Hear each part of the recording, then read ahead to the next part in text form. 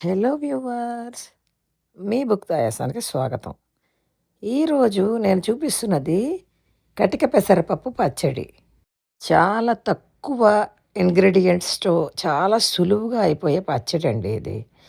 ముందుగా పెసరపప్పుని నీ గిన్నెలో వేసి కొంచెం కడుక్కోవాలి. ఈ కడుక్కున్న పెసరపప్పుని మిక్సీ జార్‌లో వేసుకోవాలి.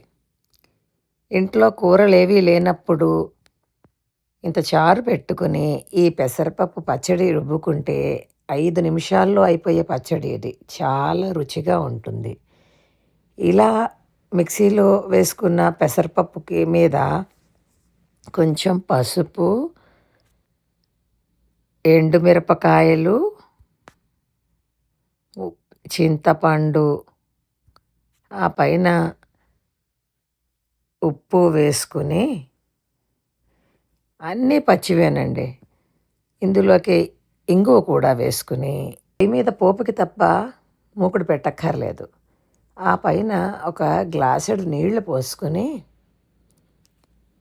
మనకి పప్పు నలిగే వరకు కన్సిస్టెన్సీ చూసుకుని రుబ్బుకోవాలి.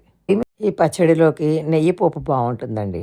ఒక స్పూను నెయ్యి వేసుకుని ప్యాన్లో అందులో ఎండుమిరపకాయ, ఆవాలు, జీలకర్ర పోపు వేసుకుని పోపు వేగాక దానిని ఈ పచ్చడి మీద వేసుకుని వేడి వేడి అన్నంలో ఇంత నెయ్యి వేసుకుని తినడమేనండి.